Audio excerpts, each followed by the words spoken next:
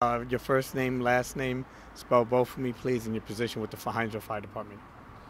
Robert Kitchings, Robert Kitchings, Captain, Hinesville Fire Department. Okay. Over the last few days, we've been digging through the debris, doing some searches to see if we could find a point of origin and a cause of origin for the fire. We've detected a few places in there where we found there's possibly an ignitable liquid poured in the area. Our detectors registered positive for that. Today we brought in a K9 from the State Fire Marshal's office that also hit on the same locations that we had detected with some of our tools. We've removed some samples to send off to the GBI crime lab. We're still awaiting the results on those, but everything that we found up to this point is showing that the fires were possibly intentionally set. So let me ask you this, Robert. You say you found obviously some evidence of the fire being intentionally set. Was it inside or outside? Are you at liberty to say? Everything we found was inside. So is it, I guess, safe to say that the person gained entry into the business? Someone would have had to been inside in order to start the fires in locations that we found, yes. So where are you folks now in terms of narrowing down the suspect? We're doing everything we can. We're gathering up video from area businesses as we can to see what kind of traffic maybe come through the area between 9 o'clock and 2 a.m. Tuesday night, Wednesday morning. We're still looking. We don't have anyone in particular at all as a suspect or anything like that. We're hoping for the public's help in that.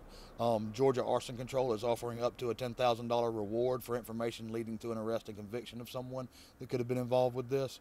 And we're asking for any information that anyone may have.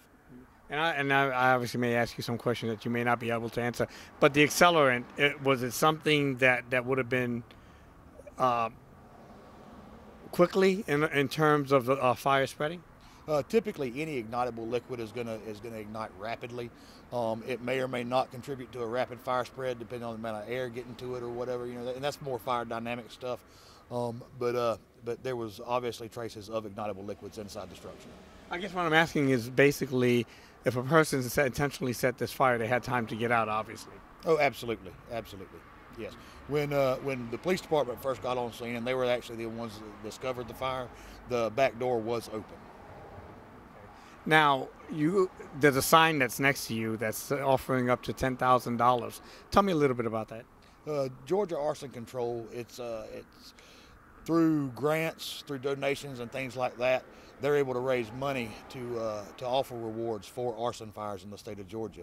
It's been a very good program. They're very proactive. They get out and advertise quite a bit, and they've helped us quite a few times whenever we've had arsons in the area. It's a nonprofit organization. There's like I said, everything's through grants and donations that they give out, and they're very willing to do that anytime that we can get a conviction on an arson. Now, I'm not sure whether you'll be able to answer this or not. As far as is this a fire issue, or is the Hinesville Police Department also assisting in this investigation? Hinesville Fire Department is leading the investigation. Myself and Captain Jerry Heath are the lead investigators on it, but we do work very closely with detectives at Hinesville Police Department as well. Okay. Any idea? Well, I mean, obviously, you may not be able to tell me or not, but as far as, does the owner know of anybody that may have wanted to harm his business? Like I said, at this point, we're kind of nowhere as far as a specific person or anything like that, and we're still in constant contact with him. He's being very helpful, very forthcoming with everything, and we're asking for anybody else that may have any information. How shocking is this to you? It's unfortunately, in my line of work, it's not nearly as shocking as it is sad to me. Very disappointing. Hinesville's growing and has grown. It's changed a lot in the 40 years that I've been here, but it's still that small community at heart, and this was one of our smaller local businesses, been around almost a decade. Even though different locations, it's always been the same kind of place. And it's just sad and disheartening to me that people just don't care enough about others to not do something like this. So if the public does have information, how do they go about contacting you? They can contact myself or Captain Heath at the Hinesville Fire Department. The phone number is 912-876-4143. And if they don't want to contact us, they can contact Georgia Arson Control at the number here on the poster behind me. Anything else you can add? Or? that I may not have asked?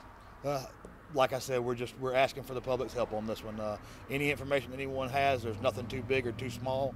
We will look into anything and everything that we're given, and just hope that somebody's willing to step forward. All right, that'll work. Yeah. 3 years ago, and the guys that come do this stuff begged him not to, and he was like, he said I couldn't. He said I didn't want to do that to them. Yeah, so bizarre. The whole thing's so bizarre. It's cold out here.